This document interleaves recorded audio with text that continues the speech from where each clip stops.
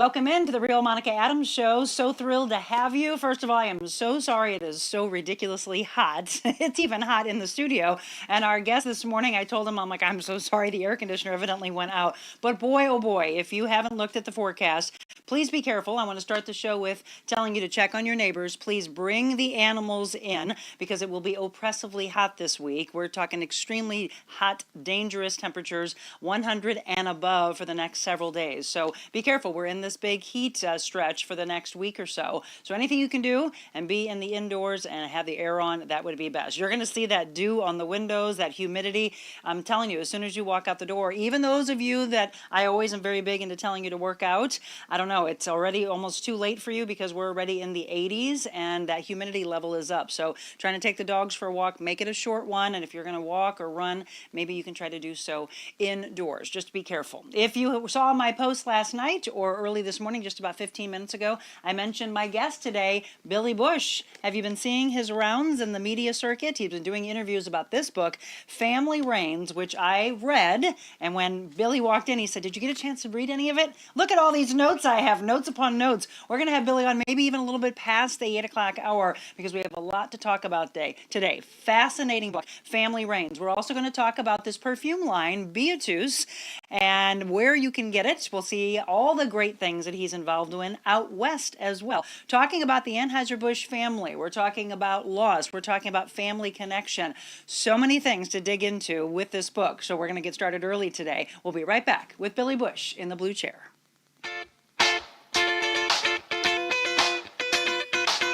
Envita Health and Wellness, where you can feel your best. Advise working out today.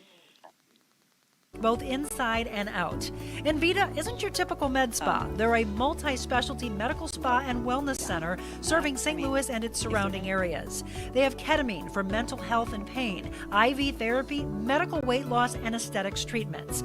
As board-certified anesthesia providers, Envita can ensure that their advanced treatments are provided safely with minimal to no pain. So let Envita take care of you. Call 314-394-0950 to book an appointment or online EnvitaHealthandWellness.com.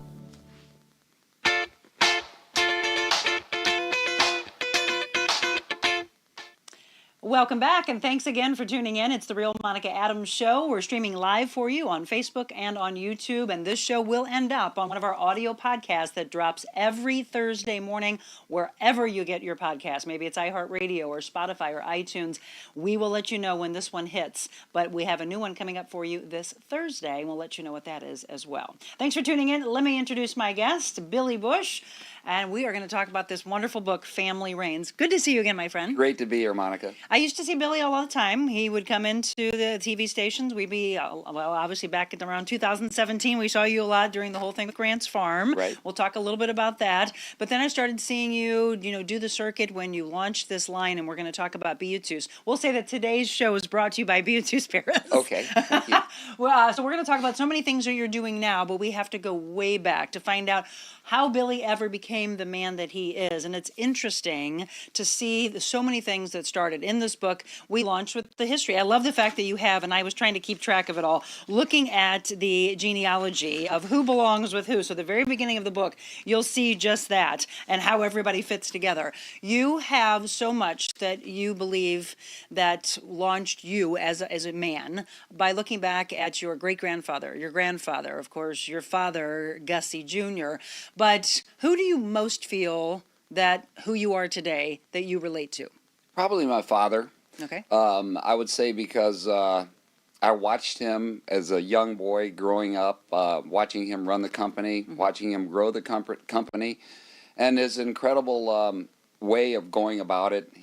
His attention to detail, knowing every department of the business, understanding what it took to be successful, his passion for the company. He loved it. He knew how hard his grandfather and his father worked at the brewery, and he wanted to keep it going, and he wanted to grow it, and he did. And during his time of leading the company, it was probably the most growth that Anheuser Busch ever had.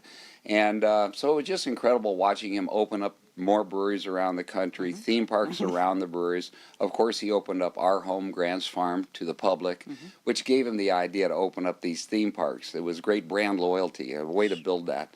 And then, of course, he bought the baseball team, too. So I had a pretty unique life, that's for sure, growing up. I love that you talk about that in the book, and you said, I don't know any other family that had elephants as pets, right? You have all these people coming to where you live and to the public. So a very unique life, exciting. People would look at it as, well, I would love to have that. But at the same time, not the connection that a lot of people see with a mother and a father and their children. Talk about that. Well, that's right. I mean, my family, my mother and father were busy running the brewery. My dad especially, he traveled a lot. He wasn't home very often, and when he would come home, it was all about business still. And my mom was busy entertaining. She had to entertain celebrities. She entertained baseball players, of course, wholesalers, suppliers of all kinds. And it was just a busy, busy time for both of them. So they were... They weren't around that much. It was hard to become emotionally connected with them, talk to them. Communication really wasn't there when you needed them for certain things, especially emotionally, I would say.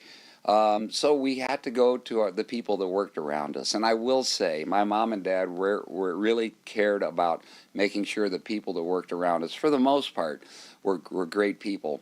And we connected, I did, and I'm sure my brothers and sisters will tell you the same thing, with our nurse that took care of us, Yolanda, and I talk about her in the book. And Nathan, I talk about our chauffeur, Nathan, who was a great guy and a mentor to me and helped me through some really difficult times growing up. But I couldn't really go to my mom and dad for that kind of help. I want to talk about both of those things. And I will tell you the thing that literally stopped me in my tracks was the story about Nathan. I mean, here I was going along, and I had chills. I have them again, of thinking, so Nathan, I'm so glad he was so instrumental in your life and knew how powerful he was, since you didn't really have the father figure, mother figure that you wanted. And then he was so drastically taken from you. That ripped me apart for you, and I'm sorry. Well, thank you.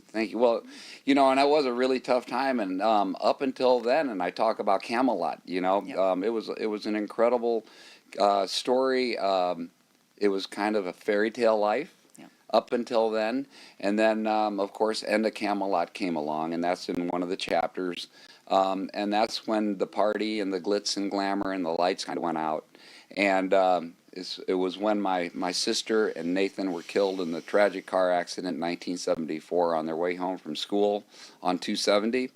And that marked a time where everything started to go downhill. And our family was never the same after that. My mom and dad were divorced. And it was a tough time.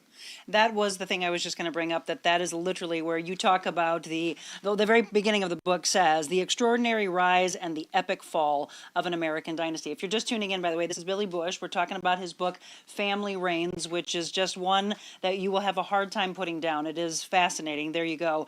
Of the background on Anheuser Busch, 150 years, looking at his great-grandfather, his grandfather, his father, and the lineage and all of the ups and downs, roller coasters in your family. But again, that connection that you have with your sister, with Nathan, you were actually at school and wondering, Nathan normally would be picking you up, and then you come home. But the emotional connection that someone would expect to get from a mother or a father when something like that happens, you couldn't. Were you told not to show emotion? We had to be like little soldiers, I guess. We were kind of like employees. It was all about the company. It was all about the company's image. We worked at Grant's Farm, of course, where we were open to the public, where the brands were advertised.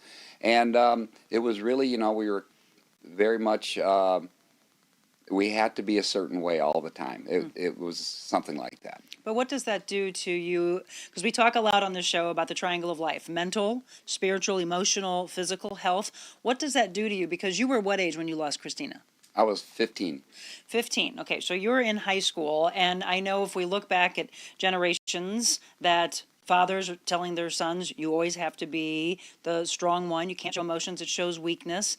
But that does something, and I think it's a very dangerous thing of what happens to someone psychologically. Don't you agree? I agree. I think it really makes it difficult to learn how to communicate in a healthy way. And I think that's what happened with my brothers and sisters and I. and me, I should say. I think because of our lack of communication, and because it was always being competitive and materialistic, Yep. I think that's what caused a big split in our family. Yep. That we could never really communicate. We could never really have an argument without understanding what the argument was all about. Showing emotion was very difficult, and so I think that caused a lot of separation and division in the family. And later on in the book, we talk about that. Well, separation and division, when you have siblings, and you have 7 between all of you, just from Gussie Jr., but he actually had 4 marriages. And so there's other half siblings, and then there's splits that happen with that. There's the change of the guard of believing that someone's going to take over, and then all of a sudden, if we look at in the book and we go to August 3rd, and then all of a sudden he hands us over to August 4th, and you're looking at all of that going, well, wait a minute, that's never happened before, where you just hand that over. Right. What kind of division did that cause? Well, yeah, and you're right. And it really never happened before like that. I learned a lot because my father kept notes, and he kept letters that he wrote to his grandfather, Adolphus, who started the company, and to his father and to his first 2 wives. Dad was older when I was born, so I really didn't know him in his younger years, when he was in the roaring 20s, when he was like a college kid, living those days. And I'm sure he was having the greatest time. He was such an outgoing, gregarious guy. And, he was handsome, and women loved him, and he loved women. And and he had friends, and they had a group called the Cauliflower Ear, which he started with his friends, a boxing club. Basically, they'd go out and have fun and get in fights, and good kind of healthy fun to be sure. But yeah, I think that Dad. What was the question again? I'm sorry. Talking about the fact that it had never happened before, where it was handed down. That's right. Right? That's right. So it was really interesting reading all this and learning and researching about my great-grandfather, my grandfather, Dad in his younger years. And it was interesting because one of the themes that went through the whole thing was that my grandfather would not hand it over. He had 13 kids. Yeah. And he wasn't going to hand it over to someone who couldn't handle the responsibility of running it. One of his big quotes was, "For every man of responsibility, there must be a successor, a responsible successor." And so he lived by that. And of course, he taught that to his son, August Sr., my grandfather, who eventually took over the company.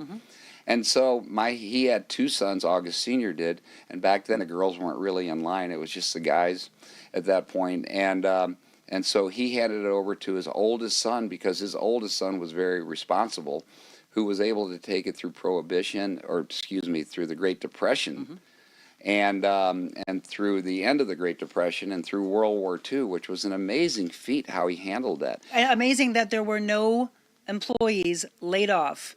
What was it? How many? Yes. 2,000? So he had 2,000 employees. He didn't, and this is my grandfather, by the way, Right. August Sr., taking it through Prohibition. He never laid off one employee. He That's kept them incredible. all working. He really, really loved his employees.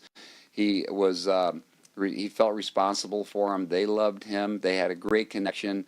And that's the way it was, when my family ran the company. There was so much pride and love for what they did, the company, and my parents and my grandparents, and looking back through generations, they were all able to build that pride in the family and with their employees. One of the things they had to shift was, in order to not lay anybody off, it was shifting so many aspects of the company. Here you ended up seeing all these other distributors or beer companies that were folding during 13 years of Prohibition, and you ended up looking into this and how they shifted so many aspects of their business and made non-alcoholic malt beverages and syrups and things like that. It was always innovative and incredible marketing.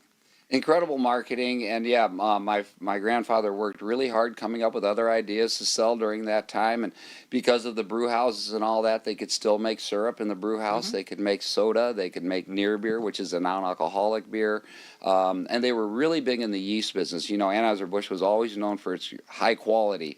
So they had they were owners of a yeast company, and they were able to use that company to sell to bread companies, the yeast to bread companies, and everybody wanted to come to them because they knew the quality of the yeast was incredible.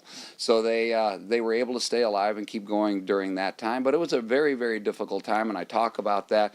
You know, my grandfather having to sell a lot of different things, and he had to sell his wonderful elephant Tessie. Yes. During that time. And that description you have of that is emotional. That's where emotions were shown, though. Yeah, the emotions were shown when it came to animals and when it came to business and when it came to the employees and yeah, and I think my grandfather was a lot more introverted than my father, and I think he was a little more thoughtful than my dad when it came to emotions and really those kind of connections with people. My dad was always outspoken and loud and gregarious, and similar to his grandfather. Adolphus, from what I understand, was very, very much like that. And then my grandfather, who didn't even want to be who didn't want to run the brewery. And we talk about that in the book. He wanted to be a rancher. He wanted to be a cowboy, didn't he? A cowboy, exactly, exactly. He was more introverted, but it seemed like each leader of the company in those days was suited for the time. He was best suited for Prohibition, my grandfather. My great-grandfather was best suited to start the company. My dad was best suited in his position. My dad's brother, who took the company through World War II and supported this country in so many ways, having the brewery shut down the whole West Coast of distribution so that they could really focus on military maneuvers and things like that on the West Coast. He voluntarily shut the whole West Coast down. He spent 90% of his advertising was on supporting America during World War II, getting companies to back the country, and only 10% went to the products as far as advertising goes. My father became a colonel in the Army, and his job was to bring industries together to help support the company, or to help support America during that time. So it was just the patriotism was just amazing, Monica, and that's what struck me throughout the whole book also. Absolutely. I want you to talk about the link to the German monastery, and as far as how is that really true? Is that how the brewing and the aspect really began, or is that what you're being told? That's what I was being told. I think it may be a little bit more myth Monk's than brew. completely the truth. But I like it though. Isn't it a great story? Yes, yes. I had to tell it because it's such a great story. And would you like me to tell the story? Yes, please. That's a good one. And it's in the book. So anyway, the story goes that my great-grandfather went over to Europe with his brewmaster, Carl Conrad, who was actually a restaurateur here in St. Louis at that time, but knew a lot about brewing and beer. And he went over there to find the perfect recipe, because at that point they said the beer that was being made out of Anheuser Busch, which was E. Anheuser and Company before that, was schlop. Das Schlop. That's what they called Das it. Schlop. Das Schlop. The Germans, of course. And so he went over to Germany, and they were traveling through the towns of Germany and Europe looking for the perfect recipe, going to different places. And they couldn't find an inn to stay in. And this was, of course, back in the horse and buggy day. So they pulled into a Benedictine monastery, and the monks in the monastery invited them to come in. They said, you can stay here tonight, but you have to have dinner with us. We're having dinner right now. So they sat down for dinner, and of course they served beer, because the monks are known to have their own brew houses in their monasteries. They drink beer during Lent when they can't eat anything to sustain them during that whole time back in the day. And anyway, they served the beer during dinner. Carl and my great-grandfather Adolphus tried it, and they were like, oh my gosh, this is the best ever. They asked if they could get the recipe. The monks said, sure, we'll give you the recipe. And they took that recipe home, and they started making Budweiser. That's the story. Yes. And I hope it's true. If you're just tuning in, we're talking about this incredible book, Family Reins. Billy Busch is my guest. We're going to have more about the Anheuser Busch family and what Billy's doing now when we return.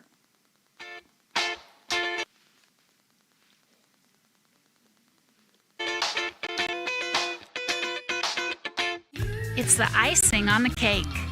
The final brush stroke. The finishing touches make all the difference in your home, too.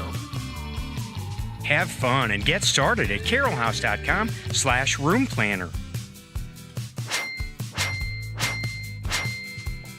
With thousands of accessories in our 3.5-acre showrooms. Get your picture perfect room and the lowest prices in the country at Carol House. Because you like nice things. You know, of course, it's great to get outside and enjoy the warm weather, but when it's time to relax indoors, be sure your home stays cool with equipment and service from my friends at Aldon. 24-hour emergency service available. At Aldon, it's their commitment to continue providing above and beyond HVAC service for all of their customers. They truly care about the air you breathe. Call them today at 314-567-5585 or on the web, aldon.com. That's al-don.com, 314-567-5585. Welcome back. It is 7:20, and we are streaming live once again on Facebook. For those of you that have family and friends that are not on Facebook, tell them that they can also watch this show on YouTube. So we make sure we take care of everybody. Some people don't want to be on social media, and I get that. We're talking with Billy Busch, and if you miss any part of it, or if you have to rush off to work, you can always come back. The show is there for you on those pages. We're talking about the book Family Reins and the history. Again, we've been talking about great-grandfather, grandfather, his father. One of the things that I loved, because we talked about how much you were probably, all of you kids, were wanting that emotional connection. You all would get your turn on the coach with mom and dad to do kind of the parade around. And you always said you looked forward to that. Getting all, well, you get to play throughout the day. You had to make sure that you didn't have any mud or anything on you. Right. Had to, you know, in the white shirt. And your mom always looked straight out of, to me, I mean, some of the pictures, she looked straight out of a Ralph Lauren ad, right? Yes. Said that the riding pants and the white crisp shirt. She didn't like nails done. Is that right? Correct. So she Correct. didn't do that. But then they would make sure that you got ready and you got a chance, and we're looking at the coach right there, you got a chance to sit in between them or on Yes. mom's lap? In between them. In between them. Yes, What did in that the mean front for seat. you? You know, it was a great time. My mom was very stately, a stately woman. She was from Europe. She was from Switzerland. My dad met her over there and brought her home. 28 years separated them in age. And she loved the outdoors. She loved being outside. And, you know, mom could be a little volatile sometimes, but when she got outside on the farm, she calmed down and she was just as happy as could be. And that was, of course, Dad's time after work to relax. And that driving the 4 horses helped him really kind of focus on just that and not think about all the different things going on at the brewery. So it was a really peaceful time with them at that point. And to get on the coach with them wasn't always what I wanted to do, because I was playing outside with Right. the elephants and the buffalo and running around, you know, riding the sheep and doing all those kinds of things. It's all in the book, and it was just a fun time growing up on the farm. But it was just to get on the coach with them and then sit there and then realize I could kind of realize then how incredible of a life it was. When I would sit in between them, and the people who were at Grant's Farm would all wave to us, and my dad and mom would wave back, and it was just like, again, a fairy tale land. And then to go coaching through there with both of my mom and dad kind of focusing on me, if I was the only one on there, was a very, very special time. And to see my dad as a great whip, talking to me and then driving the horses at the same time, I was always impressed by that. So Dad was like my idol, really, because I just thought he was so incredible. You know, how people respected him, how he could converse with all the people, all the not only the guests that were there at Grant's Farm, but all the employees, how he saw every little detail. If there was a limb out of place, if there was a blade of grass that was too long, if an animal. And we had hundreds of animals in the deer park, which we would drive through. If any of them had a problem, he would notice it. And so would my mom. And, yeah, they were just so happy at that time. It was just a really, really happy time for my mom and dad and for me.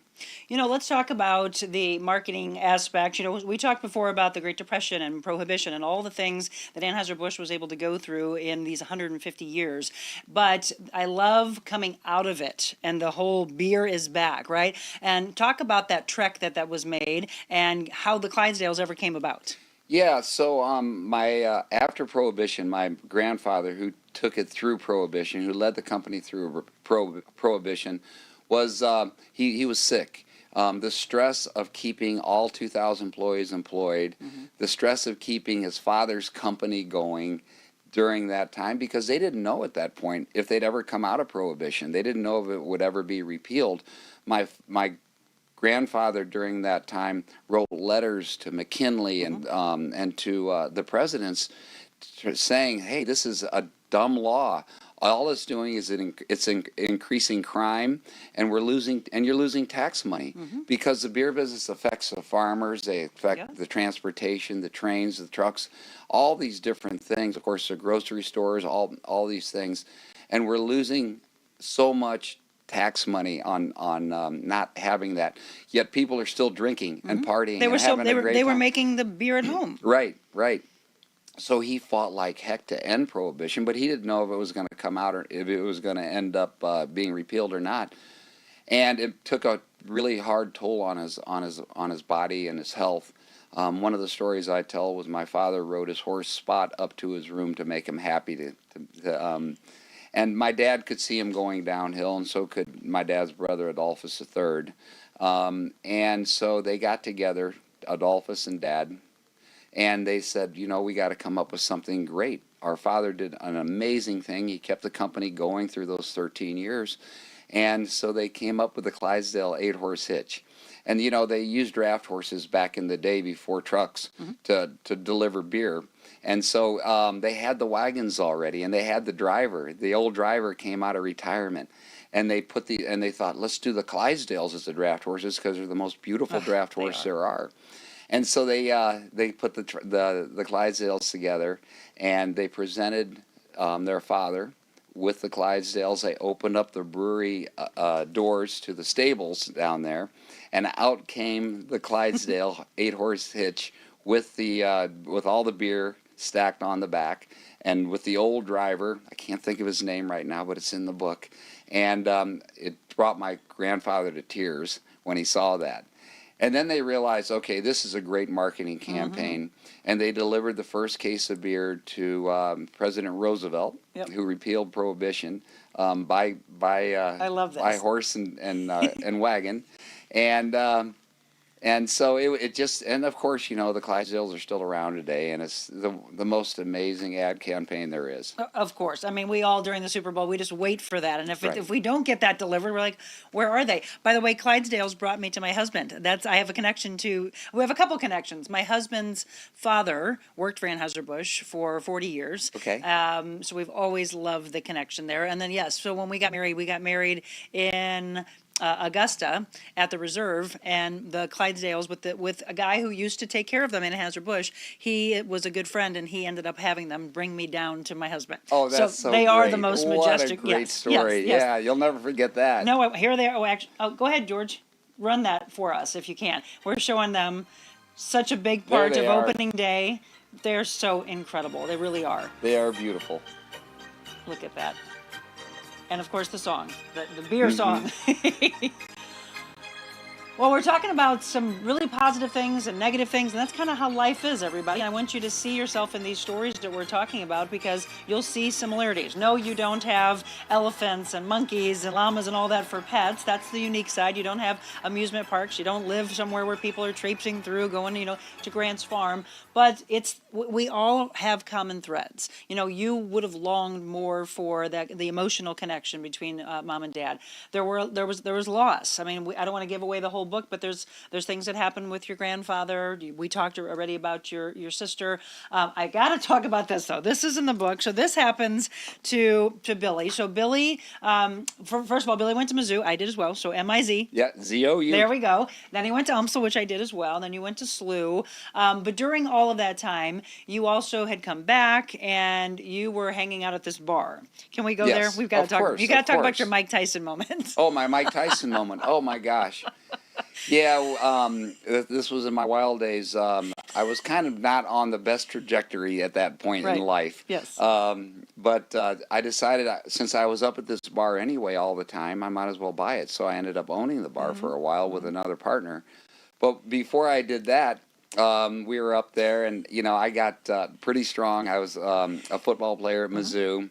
I lifted weights, and became a pretty tough guy working on the farm. I was equal to the employees out there at Grant's Farm, and I had and on both of our farms, the one in St. Peters, Missouri too, which I talk about in the book, and. We weren't any better. We didn't grow up any better than the employees. We didn't act like we were any better because we didn't feel like we were any better. We felt like we were right alongside those guys. So I looked up to a lot of them, and I wanted to be tough as heck like those guys were, chewing tobacco, being able to throw a bale of hay up, 6 rows, things like that. And that's what really got me going. And so I was a pretty strong guy, and we were up at the bar one night, up at this bar that I hung out with in South St. Louis, and it was closing time, and there were about 5 or 6 guys that didn't want to leave the bar, and I knew the owner at that time. This was before I owned it, so I kind of always hung out there with those guys after they closed. They asked these guys to leave, and one of them said, "Well, I want to arm wrestle you before I leave because let's arm wrestle, tough guy." Yeah, let's arm wrestle. So I'm like, okay, like a dummy, knowing that arm wrestling is probably the worst thing you can do after you've been drinking. It starts fights every time, it seems like. Anyway, I arm wrestled him and I beat him. And then he got upset. He thought I cheated. So we did it again, and I beat him again. Then he wanted to take it outside and fight me. And the next thing you know, we get outside and we start fighting. And it's cold. It's a cold winter night. Oh, that's right. You were on ice. We were on ice, and we were slipping around. And there really wasn't much we could do except for wrestle on the ice. And I had him down. I had him pinned down. I had his arms behind his back. And his friends who circled us, and the only reason they didn't jump in is because the big bouncer was there, which I talk about. Bill was his name. He was a great big bouncer, and he was a tough son of a gun. And so they kind of didn't mess with Bill. And the next thing you know, we're wrestling, and his friends start telling him to bite me. Yeah, and what the sure heck? enough, he starts trying to bite me. And that's when I just kind of lost it, and I went down. I bit the guy back, and next thing I know, there's his ear. And I'm His like, oh ear my is God. completely off? Completely off. Like it was surgically removed. It was the damnedest thing. I'm like, this is disgusting. And I was like, oh my God, what have I done? So they take the ear, put it in a cup of ice. Somebody was they smart get a enough to little do that. snow off the ground, put it in a cup of ice, tell the guy to go to the hospital and see if he can get it back and or put back. And so and so then that became a whole terrible thing, and I was the worst guy, and of course it made the media right away and national news, and I'm going, oh my gosh, I'm hearing from I didn't hear from him personally, but I heard from a lawyer that August is like trying to put it out because he's running the brewery, my half brother at the time, and they're thinking they're going to get the worst press because of all this, and what a terrible person I am. And here it was done to you, and then you do it back. But this is where you also learn when, I guess they talked to you the next day and said, yeah, we're going to try to clear this up, and now a lawyer. And you're like, why a lawyer? And it is because you are a B-U-S-C-H. You're a Busch. Exactly. And no matter what, they're going to see money. They're going to see dollar signs, and that's what happened. You said you figure he got paid. Fortunately, you didn't go to jail. Yes, that was the thing you talked about. I didn't go to jail. Exactly. Yep. Exactly. So, yeah. I was pretty naive at the time. Yeah. I really didn't understand all the repercussions that something like this would bring along. I thought it was a fight. I thought it was kind of even, and I thought that he was trying to bite me. Yeah. And I mean, I don't fight anymore. Thank goodness. He's a lover, not a fighter. I learned my lesson. Yeah. Well, let's talk about that before we wrap that part up, and then we're going to get into your family. So, throughout life, and I want you to see yourself in this. You want someone to love you for who you are, not for your name, not for what you can provide to them. You found it very hard throughout your life of who you could trust that didn't want to be your friend or be involved with you because of what your last name was, right? Yeah, everybody was always impressed, because of the last name and because of everything we had. And they loved all the notoriety to be around us, to be able to go to Grant's Farm and go wherever you want, to go to the baseball games with us and cruise around the stadium and, shake hands with the ball players and Jack Buck and Harry Carey back in the day. And then, of course, Mike Shannon, all those guys. And, be a part of that. It was fun. It was great. But did they really want to hang out with me because of who I was? Not so much. It was more because of what I had and because of what I could offer. Yep. And that's one of the things that you say at the end. And it's like, as far as trusting is concerned, trust your immediate family. And I do mean immediate family, Yes. because we're not even talking about brothers and sisters. I do my life coaching and I tell a lot of people, Billy, sometimes you have to divorce your family or your friends. And I know that word divorce, people have an aversion to it, but it is, you've seen people be able to come back though, even if it's an amicable actual divorce, but you sometimes have to. And that's happened to your family, to your siblings, not your wonderful wife, Christy, not your 7 children, but it's happened within your own family. I want to talk about that. We're going to take a quick break. We'll talk about what's happened within his own siblings and if that can ever be reconciled. And then we'll talk about the incredible family that he has, what they're doing out in Defiance, and this incredible perfume line of Beatus. We'll let you know how you can get that. All that coming up next.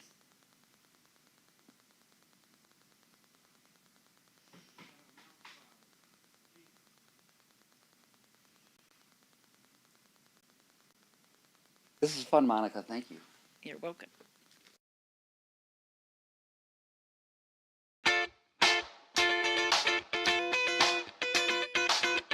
Warm weather, sand beaches, and boats galore. It's not Florida, it's a Lake of the Ozarks. Florida Direct Palm Trees brings tropical flair to your patios, docks, and yards. From a few feet all the way to 25 feet, there are palm trees for every property. Florida Direct also provides palm tree potting soil, palm fertilizer, large decorative pots, and a wide selection of locally grown tropical flowers and plants to add the perfect accent to your tropical paradise. Florida Direct Palm Trees, bringing paradise to your patio for 14 plus years.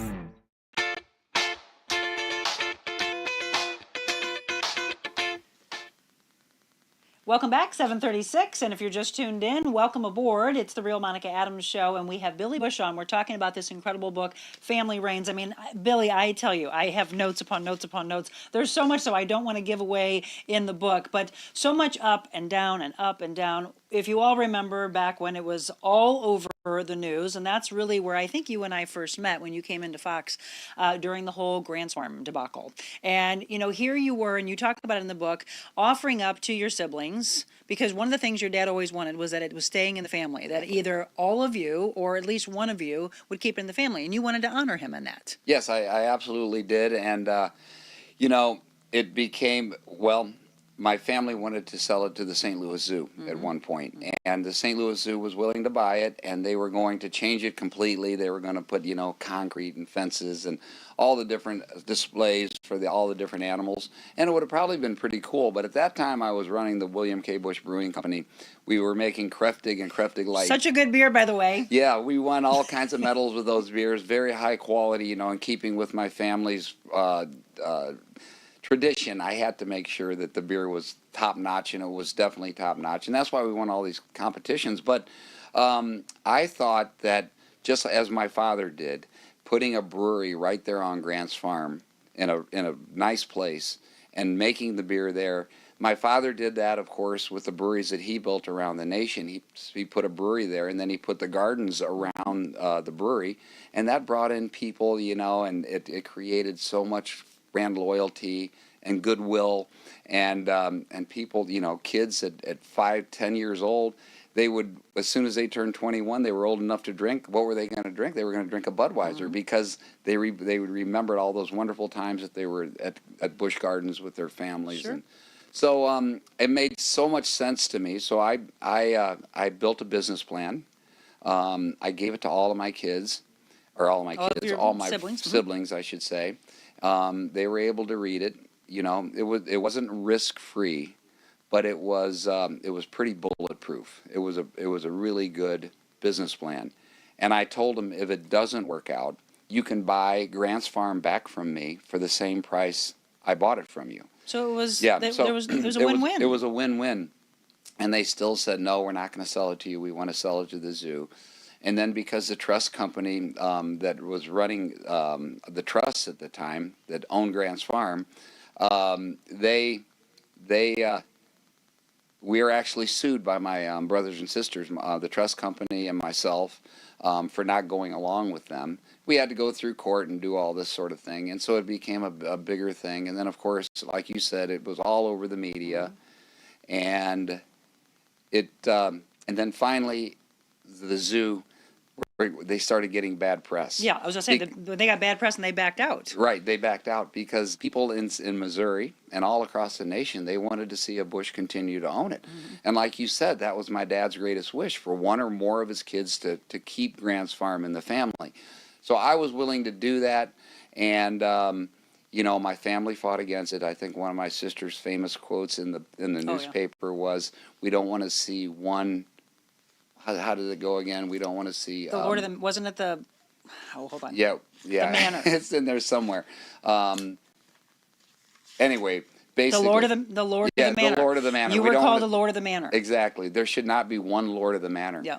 And I told my brothers and sisters, I said, well, get in on with me. We can do this together. You can be a part of it. You can be part owners. There has to be one person that has to kind of lead the whole show, and that would be me. Right. But you guys can be a huge part of it. And, it just didn't work out. So finally, they formed what was called the coalition. Yes. They called it the coalition. And they forced you out. They use that word all the time. And the trust company... anyway, they then said, since the zoo dropped out, they said, well, we're going to buy it. So the trust company, which was Wells Fargo, said, okay, well, it's between you, Billy, and your 4 brothers and sisters, and they brought in another relative to go along with them. And we have until 5 o'clock on a Friday afternoon to make the offer and to get the thing done. So I had to jump through all kinds of hoops. I already had to get the loan to prove I could get the loan from J.P. Morgan. And I had the loan. I'm already paying interest on a darn loan of something I don't even own yet, but I had to get it to prove that I could buy the place. 5 o'clock comes around, it goes by, it's 6 o'clock. We're down in Mississippi because my son's... at Ole Miss, right? At Ole Miss.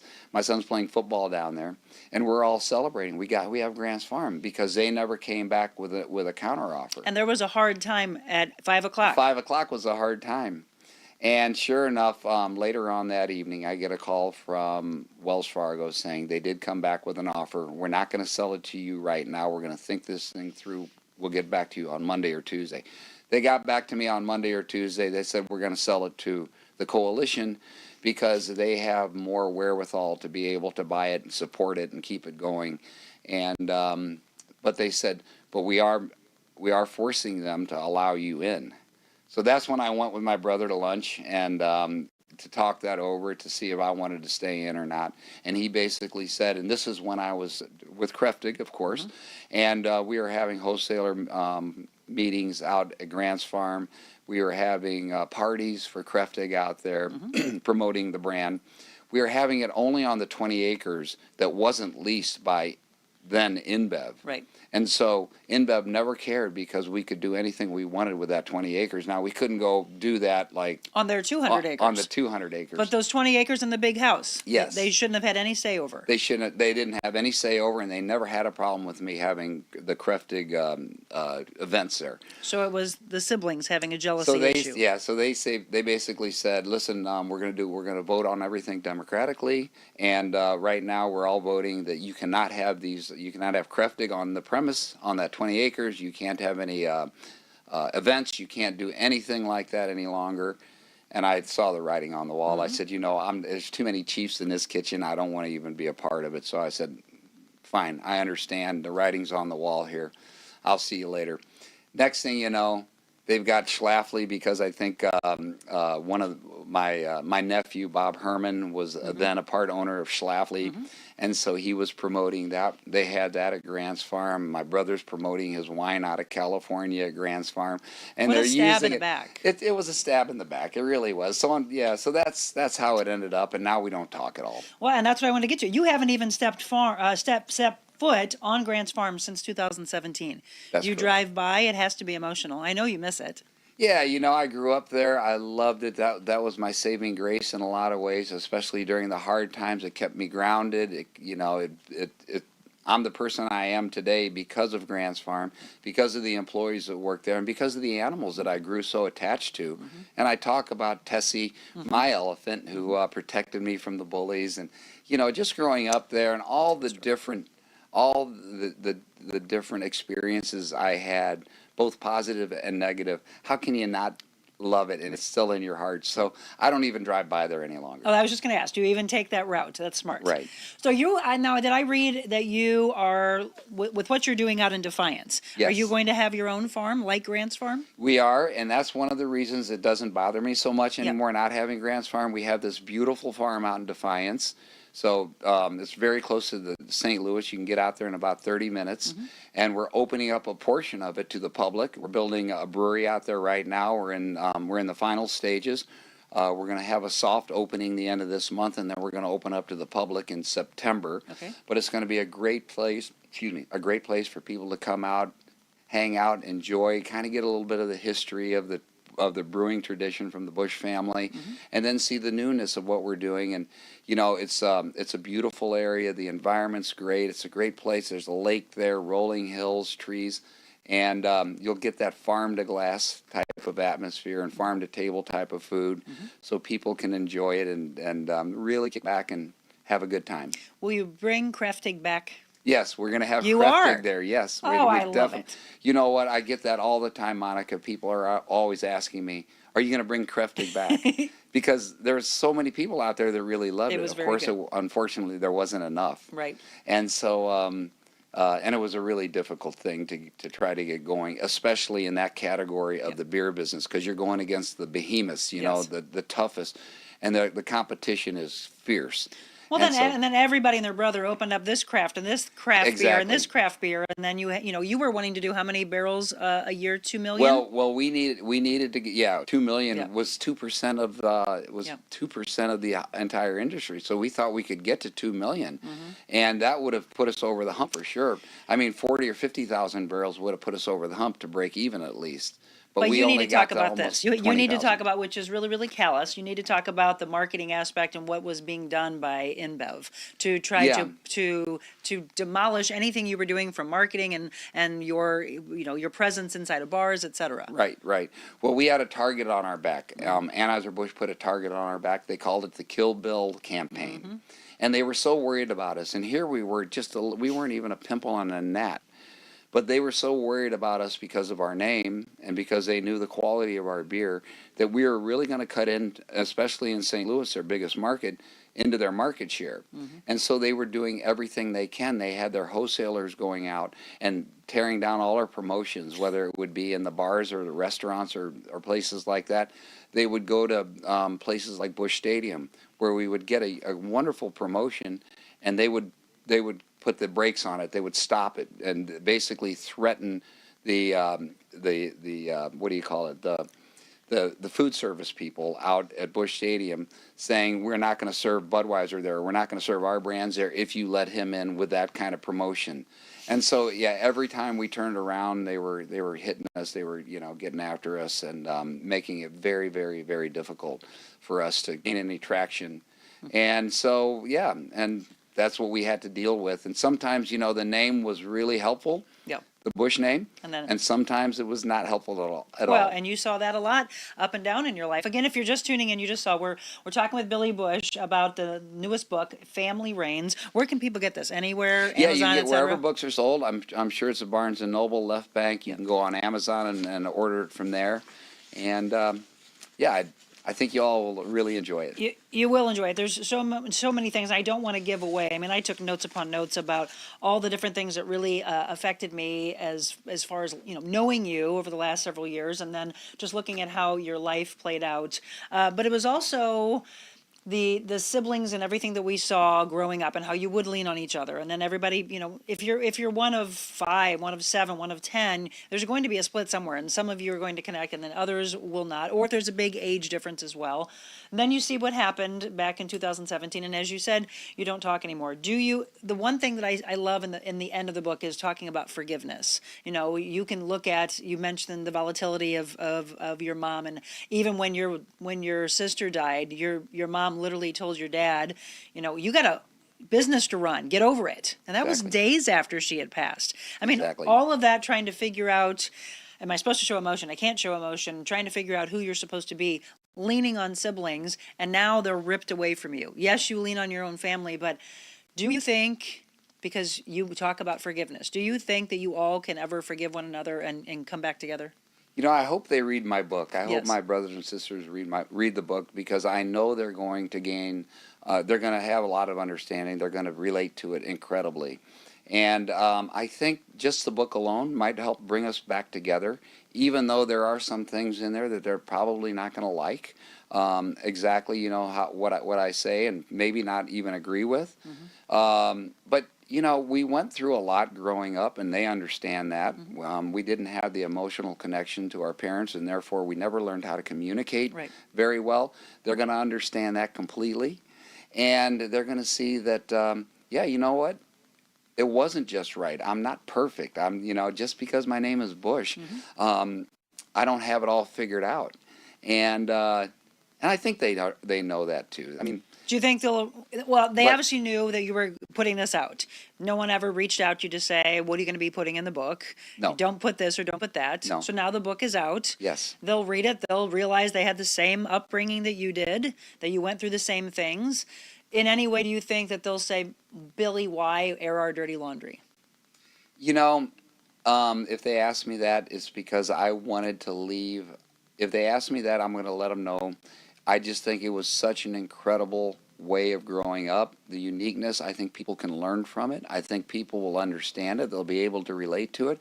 We've had books written about our family, you know, but never an up close and personal look from a Bush family member. Has there been a book ever published like this before from a Bush family member? I've had an aunt write a book called Remembering, and my sister wrote a book called Gussie. They were never published, but it was all about the fun, fuzzy rainbows and Puppy dogs. sunshine, you know, way of growing up. And I'd read it, and I'm like, you know, that's bullshit. That's bull. There's a lot of stuff here that, okay, it's cool. I love the fluff and the rainbows and sunshine aspect. But you know what? Let's be honest here. And let's be real. And let's be real. And never has there been a book written about our family. And I thought, I want my kids to see it. Yes. I have 7 kids. I want them to know where they come from. I want them to know that there's been mistakes in this building this empire. There's been mistakes, and here are the mistakes. And don't let it happen to you all. Right.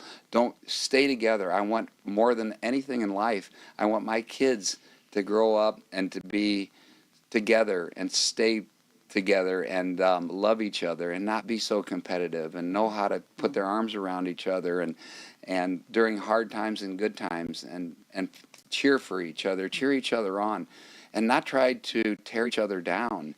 You know, and that's kind of what I felt with Grant's Farm. Yeah. I think I had this great opportunity, and they didn't want me to have it, because I think at the end of the day, if I would have been incredibly successful, it would have made them really, really jealous. Jealous. It's all that jealousy. And I love the fact that you show the emotion to your children. You want them to be connected. As you said in the book, you can never say whether things are all going to go the way you want them to. I mean, who knows the way we navigate roads. The reason we called this show The Real Monica Adams is because of what you did, Billy. I want everybody to understand the more authentic and real and raw you can be. Sometimes you have to go through the trenches to come back out, like you talk about in the book. You also were recently, maybe 5-6 days ago, I think you were in an interview, and someone said, which is the next part I wanted to get into, what you're feeling about everything, the whole debacle that's happened with Bud Light. And we talked about the incredible marketing that your father, your grandfather, your great-grandfather would do, and would be rolling over in their grave right now to see what has happened with where that went. And you were quoted talking about how young students are being hired right out of college, and you're just giving the reins over to them to say, what should we be doing with the marketing? And you mentioned it's like the woke aspect of life. Let's do this. And it crushed them. And I don't know that Bud Light will ever be able to rise again. Well, you're right. I don't know if Bud Light's going to be able to come out of this debacle that they're in right now. I think, my family would have rolled over in their grave, my ancestors. They always were so patriotic. They loved this country, and they wanted to bring people together. They wanted to be inclusive. They lived on the values of this country, and that is strength with the Clydesdales and quality and patriotism and bringing people together and happiness and fun. And that was what advertising was all about for them. And that's why they did some of the best advertising ever. Yep. They would never get into politics because they didn't want to alienate people. Correct. And Monica, we all know today, transgender issues, all the his, hers. It's polarizing. Yeah, it's polarizing, and it's very political. It's become very political, and that would be the last thing that my family members would have ever done in running the company. And they knew their customer. They would go out. My dad was still shaking hands and going out to bars and promoting Budweiser even at 89, 90 years old. right? So he knew the people of America. And so it's really sad to see, and you're right. I don't know if they're ever going to be able to come out of it. It's going to be tough. It was a huge mistake for them, and so I've been in contact with InBev for about a year now, a little over a year, even before the Dylan Mulvaney fiasco, and talking to them, if we could, because the Bud brands have been kind of slipping for the last several years. So we had the reality show. My family knows the business. I've been in the business all my life. I told them we could help them in some way, advertise the products. They said, no, we're we're doing our own thing. I said, no problem. They were nice about it. And of course, they went the opposite direction, right? And then most recently, I did send a note to them and letting them know that I'd be happy to take the Bud family brands off their hands if they wanted to sell it because they're losing money with it. And they could save a lot of money. They're notoriously cost cutters. They cut expenses any way they can. And they could really focus on their higher margin brands and send it and give it back to or sell it back to the Busch family. And we'll make that beer America's beer again. We'll make it great again, is what I said. And I truly believe we could do that, and I mean that. And since then, I've had so many companies letting me know, like J.P. Morgan, like some other big companies, Bank of America, letting me know that the capital call to raise capital to be able to buy the Bud brands back. People would be all for it. And then we've had some other people, great business people, who have the wherewithal to be able to invest, reach out to us and say, if you can get it done, we'll invest. So Really? Yeah. So I don't. Have you heard back from InBev about this? Not yet. No. Okay. Nothing. And so it's going to be tough for them to sell that brand. I mean, that's their core brand. They can Yeah, but sell they should all have the thought other. about that before they. Oh, I know. I I mean- know. And so, but yeah, it's not out of the question. It really isn't. So would you, again, here we are going back kind of like to 2017 again, would you want to do this solo, or would you ever reach out to your siblings and say, this is a possible opportunity, do we want to do this and bring that would be incredible. What a story that would be to bring your siblings back together and then have you all own that all over again. Yeah, I think anything's possible. Excuse me. I think anything's possible. I'm not gonna rule anything out. If if they'd be interested in doing something like that and working with me. Again, I think having too many chiefs in the kitchen could be tough, and having family businesses can be very difficult. So I'm not saying that for sure I'd go for it, but I think I'm definitely the closest to the beer business at this point and understand the beer business the best. And so I think I'm cut out for it. And your children have no interest really of wanting to continue into, right? They're into fashion, they're into clothing lines, they're into real estate. Fragrances, exactly. Right. Do any of them have any desire to do anything in the distilling or the beer business? Right now they're just kind of watching it from afar as I build this thing, Busch Family Brewing and Distilling out there on our farm in Defiance, and when I say afar, most of them are living out of town right now, so they're not even here. And like you said, they've all got businesses and things going on their own. So I think what I have to do is kind of prove myself to my kids a little bit too, that this model that we're doing now in the beer business is going to work. I think they saw how difficult it was with Kräftig and trying to make that work, and the money we put into it, and we actually lost quite a bit of money, trying to get that thing off the ground, and so they're leery of the whole thing. Sure. But I think they understand. They've read the book. They fell in love with it, like you have, and thank you so much for You're that. welcome. It is incredible. And I think that if we were able to get the Bud brands back, I think that'd be a different story. Oh, for yeah, them. absolutely. Well, and I love what they've watched in you. I mean, here you had two very successful distributorships, and then you said, well, I've watched my father, I've read about my grandfather and my great-grandfather of what they've done. I'm going to try to go at it. You said it was a whole other animal Yes. yeah. And so you went through a lot of that.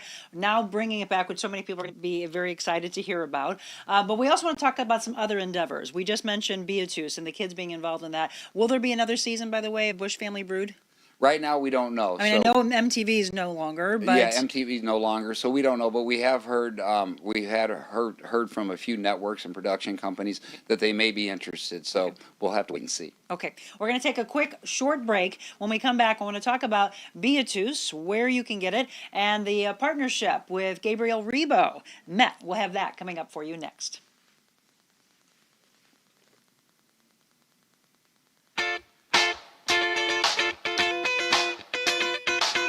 Envita Health and Wellness, where you can feel your best both inside and out. Envita isn't your typical med spa. They're a multi-specialty medical spa and wellness center serving St. Louis and its surrounding areas. They have ketamine for mental health and pain, IV therapy, medical weight loss, and aesthetics treatments. As board-certified anesthesia providers, Envita can ensure that their advanced treatments are provided safely with minimal to no pain. So let Envita take care of you. Call 314-394-0950 to book an appointment or online envitahealthandwellness.com.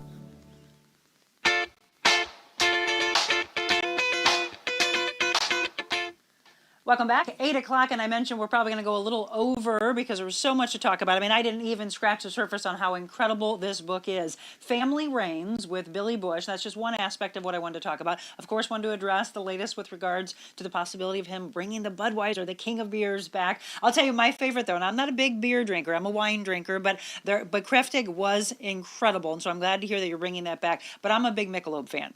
I used to drive to Chicago before it was available in St. Louis just to pick up Michelob Golden Draft Light. Right. Yes, before it was here in St. Louis. And Well, go ahead. You have very high class taste. That's for sure. It's so good. Michelob Golden Draft and Michelob Golden Draft Light. We literally would take road trips to Chicago, and people are like, to get beer? And I said, you don't understand how good this beer is. So I think that very much so for women that were like, some of the beer is a little bitter tasting. That just so refreshing. And then when it came back into St. Louis, I just remember getting a phone call from a friend, and he said, I'm sitting here at a bar right now having a Golden. I said, oh, are you in Chicago? And he goes, no, I'm in Arnold. And it was it was just being brought in. And I said, no, you're not. They don't have it here. And he goes, oh, yes, they do. Yeah. And I was like, that was a big deal. Now it's very popular. I had heard at a time that the reason it wasn't in St. Louis is that some people said that they thought it was so good that it might outdo the sales of Budweiser. And then some people said it was to mark it up against, I guess, Miller. So why was it not here in St. Louis initially? You know, I'm not 100% sure. Michelob Golden Draft came out way later, but my father started the Michelob brand back in the day. I can't remember exactly when it came out, but it was considered a super premium. Oh, okay. And so you would have to spend more money to get that. So it was higher price. Budweiser was priced at a premium price, and Busch was at the sub-premium price. And so people with, the taste and the money could afford a Michelob. And Michelob was always one of the finest made beers there are, because they would always use the European hops that went into Michelob. Okay. In Budweiser, it was a combination between European and American hops. Gotcha. And always the Europeans were known for growing the best hops in the world. And so Michelob had a little bit more body to it. It had the finer ingredients in it. And it costs more, so that's it was worth it, though. And women loved it. Yep. That's all my mom drank back in the day. Michelob, huh? Dad would drink Budweiser. My mom would drink Michelob. It's true. If I had a beer, I would always say Michelob. I liked Michelob Light, Michelob Ultra for those that are, and that's great marketing, by the way, that was done about athletes, right? When they were get done with the workout, it's like refueling with a Michelob Ultra. Yes, the Michelob line, I could absolutely see that, but I thought that was a funny story. Let's talk about it, and I'm going to look at some of the comments and see if anybody has any questions for Billy. The Beatrice line. How did you get into this? And so Gabriel Rebo is your partner. He's our partner, him and his wife, Natalie, and great people. They live in Miami. And Gabriel watched our show, Bush Family Brood, and he fell in love with it. And he had just started making this line, Beatrice, in Paris. Okay. So it's at a great manufacturing plant in in Paris, France, and he came to us and asked if we would partner with him and help us market these 6 fragrance brands called Beatus, and each one of them has a different name. And they're really inspired by nature. So you have the gardens, you have the tropical forest, and you have 4 others there. They're all unisex, but there are 3 that really are more preferred by women. Okay, that's what I was going to ask you, because I was trying them out. Gardens absolutely is probably Women. one of your biggest sellers, isn't it? Yeah, Gardens is one of the biggest. That definitely is women. So which other ones would be the women? I'm going to put the women together and the men together. Yeah, you know what? I really don't know There's some, because I they're put one of them unisex. on and I go, okay, Yes. that one would smell really good on my husband. I thought that was a little more masculine. Right, So there right. are some that are going to steer, but you're right. There are women that will say, no, I like to have that masculine smell on me Right. if a guy's not around. I think tropical forest, Alhambra, and maybe the and I always mess this name up, the Genevieve. I think those 3 are more for men. And Tropical forest, yes, Alhambra. Alhambra. Okay, these would all be for the men. And down tell me below. if I'm getting that name right. Genevieve. You see it? I see it. Okay. I don't know. It's Giverny. Genevieve. Genevieve. Genevieve. We you know Genevieve. Oui. You know we exactly. We need Gabriel here We right now do, we do. because he can explain it better. But they're very high quality, and that's one of the reasons we got into it. Mm-hmm. You know, I have 4 girls, and they all love fashion. Mm-hmm. They love design. They love fragrance lines. And so we had a few offers from different companies to get involved with them on their lines. We went with these guys, with Natalie and Gabriel, because they have such high quality perfume here, and it's amazing perfume. And the great thing about it is it's so it stays with you for a very long time. You can put it on in the morning and it's still there in the afternoon. That is the biggest thing for anybody. And I always said, Billy, that I want to go to my grave and people say, gosh, she always smelled good. That is my Yeah. thing. I love perfumes. I love good colognes on guys. And one of the things, you do not want to spend money on a perfume or a cologne, and then you're like, well, it's gone in an hour. Gone. Exactly. Yeah, so it's the lasting aspect of it. Beatus, not only perfume, though. I remember meeting Gabriel with you at an event in Chesterfield, and we talked in depth about this is just the beginning. He wants to also go into many aspects deeper into this, from clothing, from sunglasses, purses, things like that. All right? those things. Right? Yes, yes. So he's looking at different. What do you call it? Makeup things, like you said, Cosmetics, sunglasses. Yep, cosmetics.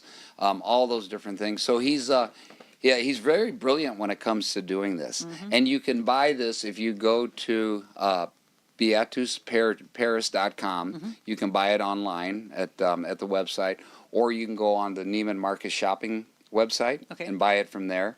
Or you can buy it here at Neiman Marcus in Plaza Frontenac. Frontenac, right? Yes. Beatus. Beatus. Beatus Paris.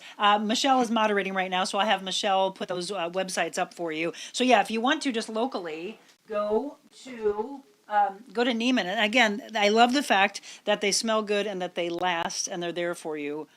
So that you're like, oh, I still smell good. It's like 2:00 in the afternoon. Right. That's the good thing. So, my friend, there are so many wonderful parts of this book, and I love what you say again about family. You met your wife, which I think is the cutest story of all, at Grant's Farm, which is another reason why it's so emotional, because there's so many incredible things that happened there, right? You got married at Grant's Farm. You met her Yes. and you got married at Grant's Farm. Yes. You have that connection with the animals, just like your great-grandfather was very connected to the animals as well. And then the two of you meet, and I love, I've only met her a couple of times, but I love the fact that you were interested in her, and she's like, nope. She was so not impressed by the Busch name, which is truly what you probably fell in love with most. I think I did fall in love with that because she wasn't impressed, and because I thought, well, you know what? Maybe if she likes me, if I can get her to like me, she'll like me for who I am and not for what I have.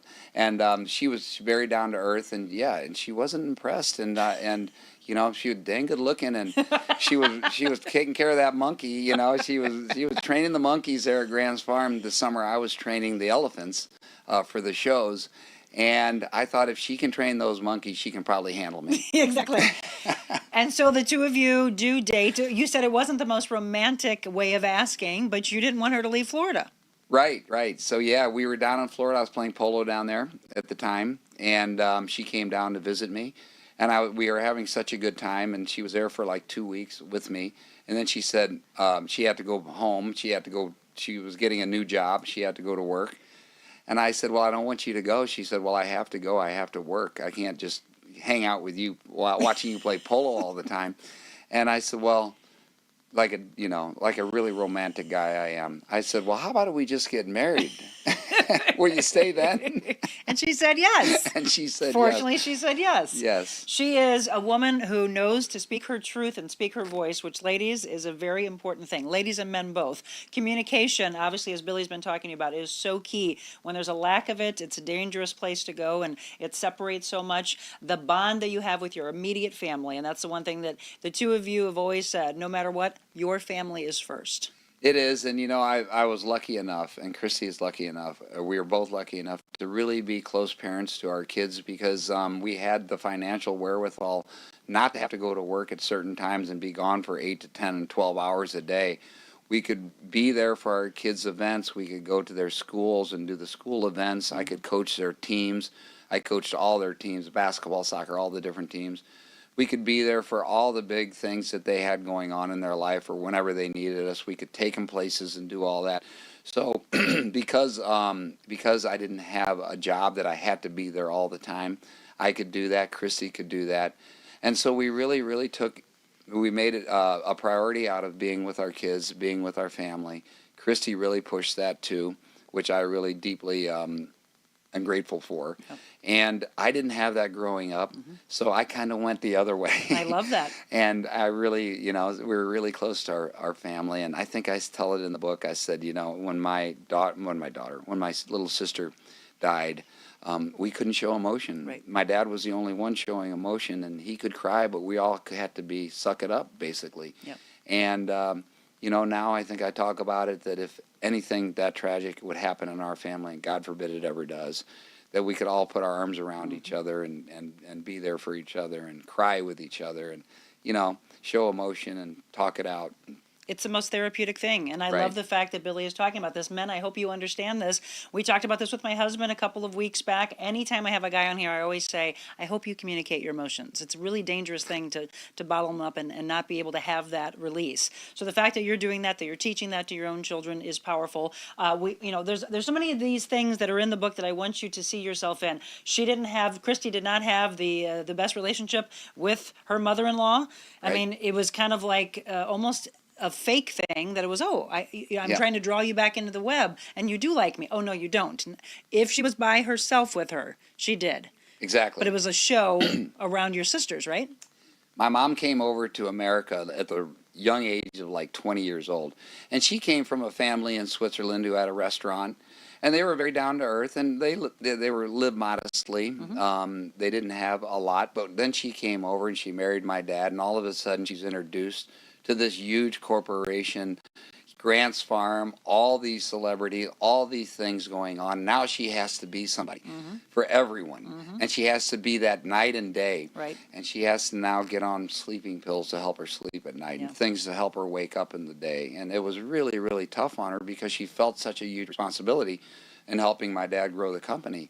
And I think that later on, she really didn't know who to be any longer. And when she was with my wife, they didn't get along really well, especially in front of other people, because my wife comes from a modest family, a modest background, and she's just a really down-to-earth person. And I think my mom saw a lot of that in her. Honestly, I do. But I don't think she could express it the way my wife did, because my wife, I think, was stronger when it came to being who she is and staying who she is. My mom had to play a role, an image. And maybe, and I think I explained that in the book. She was building something incredible with my dad at that time. And it just took a lot out of her. So around people, she was different than when she was alone. When she was alone, she was so much fun and so much more down to earth. See, and we tie it back to the name of the show. I just wish she could have been real, but there's so much, right? You can't sit down and say, why, Mom, or why, Dad? It probably wasn't a lot of communication of, why are you acting this way?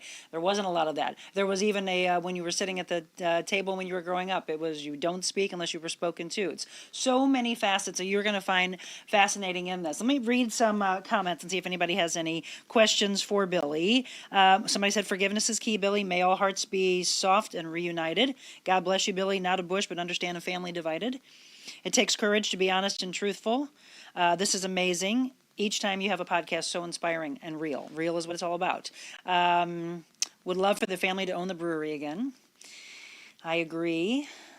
I've had the pleasure of meeting Billy and his family. He's a true gentleman. I agree with that. Absolutely. I have so much respect. Great interview. Thank you. Billy, take back the business. Your compassion, heart, and knowledge is what our community needs, and the business. I sure hope the store opens for you. Question: if you, Billy, could redo the past, what would you change and why?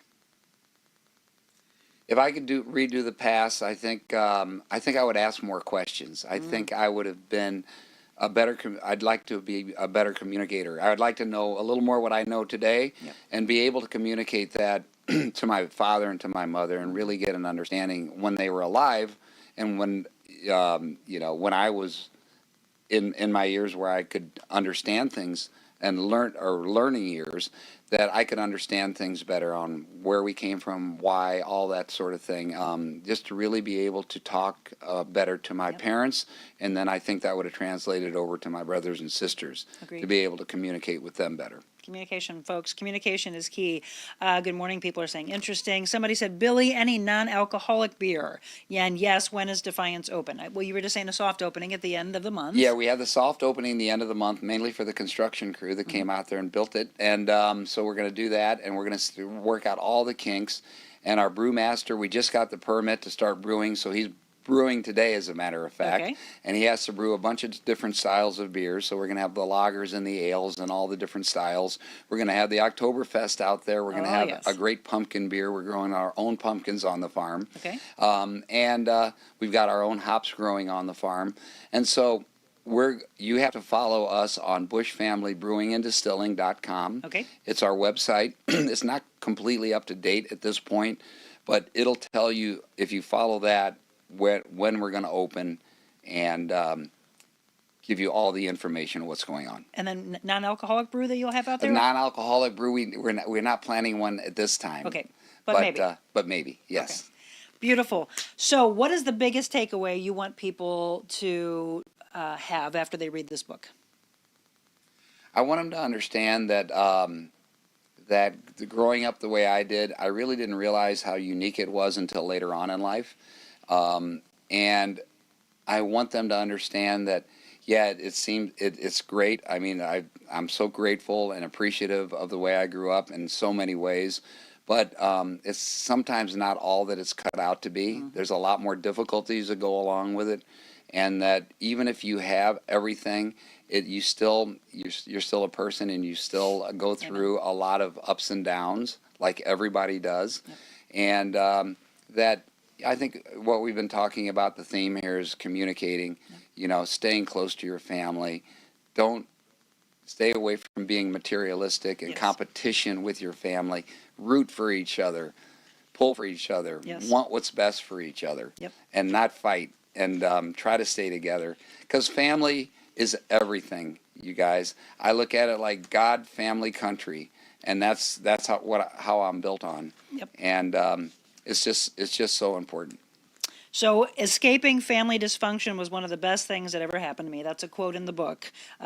He said he will forever miss the farm, but the legacy is just getting started. I love that. The Defiance property, the farm, Beatus, bringing Kräftig back, all these things. And we're going to end the way I end every show.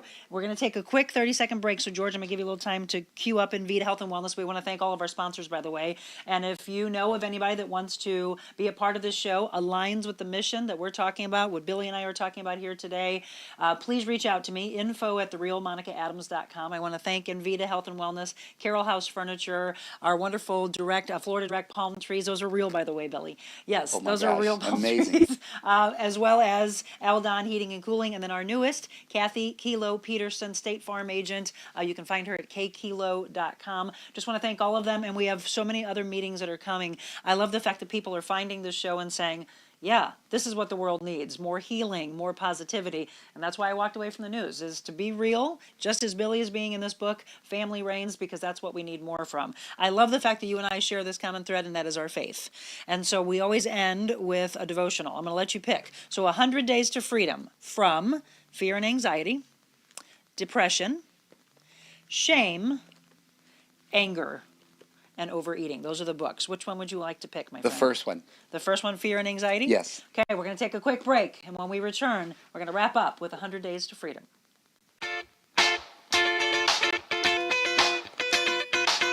Envita Health and Wellness, where you can feel your best both inside and out.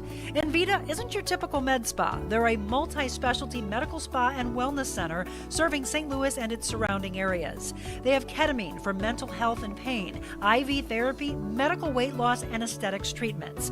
As board-certified anesthesia providers, Envita can ensure that their advanced treatments are provided safely with minimal to no pain. So let Envita take care of you.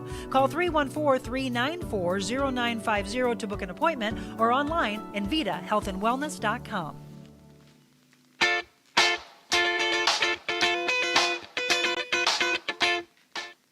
Welcome back. It's 8:20 and we're wrapping up the show. If you're just tuning in, I tell you what, you're going to have to go back and watch the beginning of this. Put on those headphones, go and jump on a treadmill. It's too hot to go outside right now, but get your workout in, because that completes the triangle of life. The physical side, the mental side, the spiritual side. You put it all together. One of the things that my friend Billy and I have in common is faith. And so when we talk about trying to find freedom from different aspects, Billy picked fear and anxiety.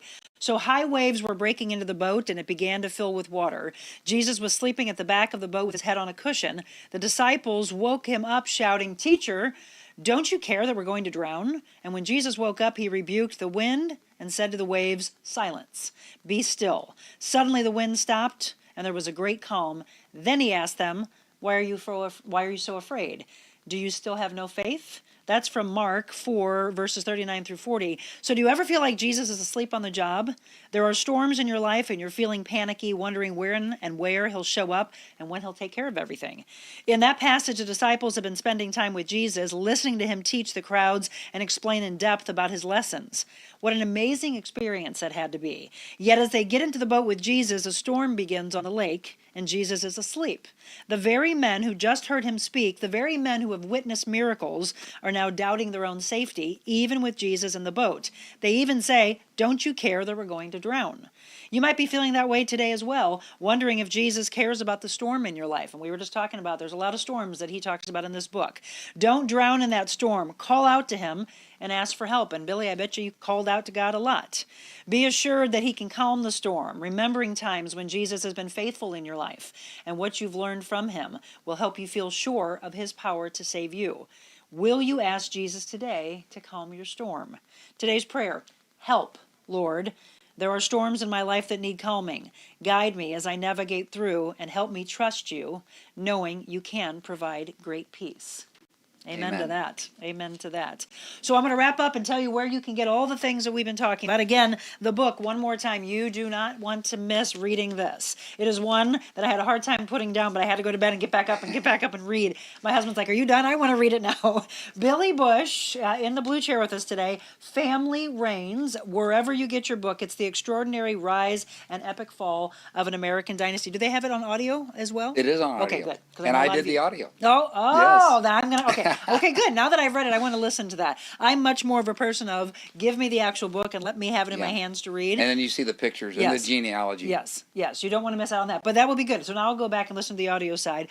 Beatus Paris, you can get at Neiman Marcus here locally, or you can go to Beatus Paris. It's BATUS Paris.com. And then where can we follow everything that's going on in Defiance? You go to Busch Family Brewing and Distilling our website, and it's going to be updated very soon. You can follow us there. I can't wait to come out there and have a beer It'll with be you. amazing. Thank you so much, my friend. It was It's so a good to see pleasure. you again. Thank you so Love much. it. And to all of you, thanks for tuning in. We have an incredible show on tap for you tomorrow as well. Kelly and Gordon Montgomery will be my guests. They own In Your City, Lifestyle Magazine. They also do real estate together. They did radio shows together. They are a husband-wife team, and they are always together. That could put a strain on it, but no. The relationship is stronger than ever, which is what I love. So again, I hope that you take one incredible message from today, and that is how important communication is, how important speaking your truth, and being able to know that there are healing aspects. And I love the fact that even at the end, with everything that's still going on and not being able to talk to siblings,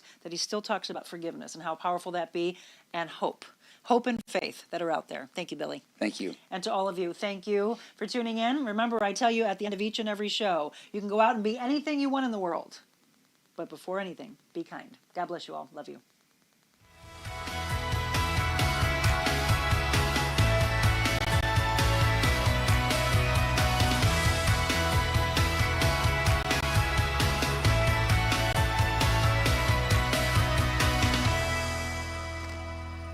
Perfect. Awesome, Monica. Thank you, thank you. Thank you. It was a pleasure. So at the end